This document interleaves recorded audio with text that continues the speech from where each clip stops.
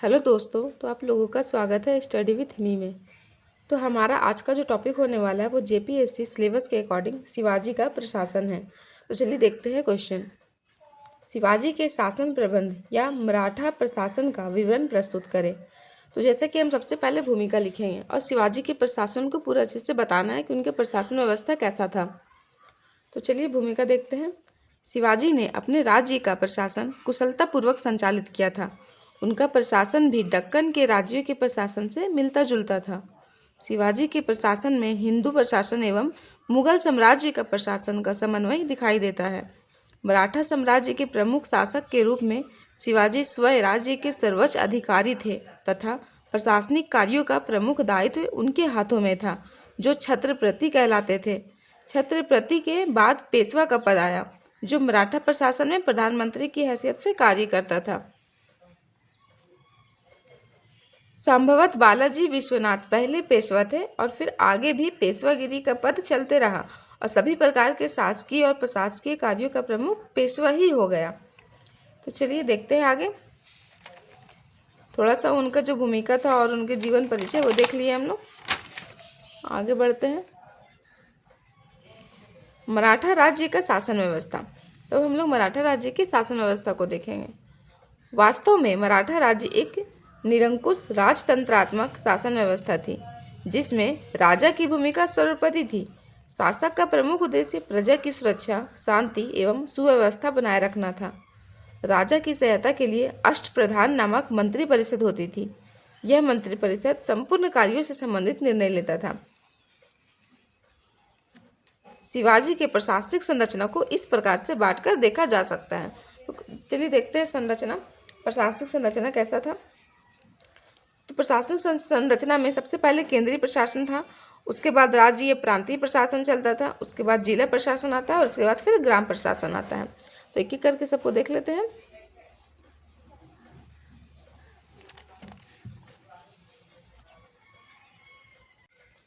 तो चलिए आगे बढ़ते हैं। केंद्रीय प्रशासन। शिवाजी के शासन प्रबंधन में केंद्रीय प्रशासन सर्वोच्च थी। इसे हुजूरे दफ्तर कहा जाता था। इनमें अनेक विभागीय कार्यालय होते थे, जो सभी प्रकार के कार्यों को करते थे। इसी के अंतर्गत अष्टप्रधान रहते थे, जो इस प्रकार से थे। जो अष्टप्रधान के अंतर कौन कौन से थे? अष्टप्रधान परिषद। तो पहले पेशवा आते थे, आमत्य, मंत्री, सचिव, सुमंत, सेनापति, पंडित राव और न्यायाधीश। ये सारे अष्टप्रधान परिषद के सदस्य थे। तो चलिए आगे देखते हैं। सबसे पहले पेशवा को देख लेते हैं, इनका क्या कार्य था। तो ये मराठा प्रशासन में नागरिक और सैनिक मामलों के सर्वोच्च अधिकारी होते थे।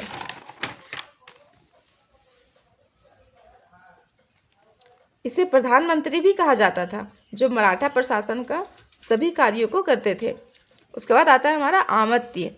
यह मराठा प्रशासन में आय व्यय से जुड़ा हुआ अधिकारी था, जो संपूर्ण राज्य का सरकारी हिसाब किताब रखता था। सरकारी हिसाब किताब आमत्य द्वारा रखा जाता था। उसके बाद मंत्री का पद आता है। यह मराठा प्रशासन में राज्यसभा के राजकीय कार्यों से जुड़े हुए थे और उससे संबंधित सर्वोच्च अधिकारी थे। तो मंत्री भी हम लोग देख चुके हैं। उसके बाद सचिव आते हैं। मराठा प्रशासन में सचिव का मुख्य कार्य राज्य के पत्र व्यवहार और राजमहल से संबंधित कार्य होते थे। अगला सुमंत को देखते हैं। यह विदेश विभाग का मंत्री था, जो विदेशी मामले एवं कूटनीतिक संबंधों का देखभाल करते थे। तो ये सारे जो अष्टप्रधान परिषद में जो ये सारे पद थे उसको हम लोग देख रहे हैं। अगला देखिए, सेनापति। यह सैन्य विभाग का मंत्री था, जिसके अधीन सेना का संगठन कार्य करता था। पंडित राव, यह धर्म और दान विभाग का प्रधान था। धार्मिक कार्य, दान तथा ब्राह्मणों से संबंधित मामलों की देखरेख पंडित राव द्वारा किया जाता था। अगला है न्यायाधीश। यह न्याय विभाग का प्रधान अधिकारी था। राज्य में न्याय व्यवस्था बनाए रखना तथा न्याय संबंधी मामलों का निपटारा करना इनका प्रमुख कार्य था। तो चलिए हम लोग प्रांतीय शासन देख लेते हैं। हमारा केंद्रीय प्रशासन हो गया, अब हम लोग प्रांतीय प्रशासन देखते हैं। शिवाजी के प्रशासनिक संरचना में प्रांतीय प्रशासन प्रांतों से जुड़ा हुआ प्रशासन था। प्रांतीय प्रशासन का प्रमुख प्रांतपति कहलाता था। यह प्रांतों के प्रशासनिक कार्य भी करते थे। शिवाजी का राज्य 4 प्रांतों में बटा हुआ था और इनके प्रमुख की नियुक्ति शिवाजी स्वयं करते थे।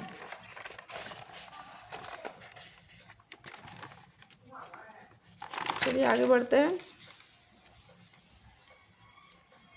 प्रांतों के सूबेदार भी प्रांतों से राजस्व वसूलते थे और केंद्रीय कोषागार में भेज देते थे। सूबेदार की सहायता के लिए कई और भी कर्मचारी होते थे। तो ये हमारा जो था प्रांतीय और राज्य प्रशासन वो हम लोग देख चुके हैं। अब हम लोग जिला प्रशासन देखते हैं। मराठा प्रशासन में प्रांत जिलों में विभाजित होता था, जिन्हें तरफ या सरकार कहा जाता था। इनके प्रमुख देशमुख या पाटिल कहलाते थे, जो जिला स्तर पर प्रशासनिक कार्यों का संचालन करते थे। महल का देखभाल हवलदार तथा समूह का मजुमदार करता था। ये जिला प्रशासन था। अब हम लोग ग्राम प्रशासन देखेंगे। शिवाजी के प्रशासन की छोटी इकाई गांव थी। ग्रामीण स्तर पर ग्राम प्रशासन का प्रमुख पटेल होता था। प्रशासनिक एवं न्यायिक कार्यों को सुचारू रूप से संचालित करने के लिए उसके अधीन अनेक कर्मचारी होते थे। पटेल के अधीन कुलकर्णी होते थे, जो भूमि और राजस्व का संचालन करता था। इस प्रकार शिवाजी के प्रशासन में एक व्यवस्थित प्रशासनिक कार्य करते थे। इसके अलावा कुछ अन्य प्रशासनिक व्यवस्थाएं भी विद्यमान थी, जिनमें प्रमुख रूप से न्याय प्रशासन, सैनिक प्रशासन और राजस्व प्रशासन है। कुछ अलग से भी जो प्रशासनिक व्यवस्थाएं थी उनको भी हम लोग देख लेते हैं। सबसे पहले हम न्याय प्रशासन देखते हैं। मराठा प्रशासन में शिवाजी ने न्याय प्रशासन परंपरागत ढंग से ही संचालित किया था। इस काल में अंतिम न्याय शिवाजी स्वयं करता था, जबकि सूबे में न्यायिक कार्य सूबेदार करते थे। जिला स्तर में न्यायिक कार्य मामलतदार करते थे। ग्रामीण स्तर पर न्यायिक कार्य पटेल करते थे। चलिए आगे देखते हैं। इस काल में न्याय मराठा कानून पर आधारित था या फिर मनुस्मृति के आधार पर न्यायिक कार्य किया जाता था। तो ये हमारा न्याय व्यवस्था हो गया। अगला देखिए सैन्य प्रशासन। भारतीय इतिहास में शिवाजी का सैन्य प्रशासन सर्वश्रेष्ठ माना जाता है। उन्होंने अस्थायी सैन्य संगठन की स्थापना की तथा सेना में एक सुदृढ़ व्यवस्था लागू की। शिवाजी ने लगभग 250 किलो का निर्माण करवाया था। इसके अतिरिक्त कई बड़े बड़े किलों का भी निर्माण करवाया। प्रत्येक किले में एक हवलदार एवं एक सरनोबत होता था। बड़े किलों में 5 से 10 सरनोबत भी नियुक्त किए जाते थे। मराठा सैन्य प्रशासन में जिनकी संस्था सर्वाधिक होती थी, घुड़सवार सेना होता था। घुड़सवार सेना में वर्गीर और सिलेदार सैनिक होते थे। वर्गीर ऐसे सैनिक होते थे जिन्हें घोड़ा और अस्त्र शस्त्र राज्य की ओर से दिए जाते थे, जबकि सिलेदार को खुद अपनी व्यवस्था करनी होती थी। शिवाजी के सेना में एक जल सेना का विंग भी था। इसके अलावा कई तोपखाने भी थे। ये सभी मिलकर शिवाजी का सैन्य प्रशासन करते थे। तो चलिए अगला देखते हैं राजस्व प्रशासन। शिवाजी के शासनकाल में राजस्व प्रशासन भी सुदृढ़ हुई। इन्होंने मलिक अंबर की राजस्व नीति में अपनी सफलता देखी। उसी से प्रेरणा लेकर अपने यहाँ राजस्व के क्षेत्र में कई सुधार किए थे। इन्होंने सर्वप्रथम भूमि माप करवाई और भूमि माप के लिए एक पैमाना बनवाया था, जिसे मुट्ठी काठी व्यवस्था कहा जाता था। इसके बाद शिवाजी ने अन्नाजी दंतों को निर्देश देकर सन 1679 ईस्वी में पूरे सैन्य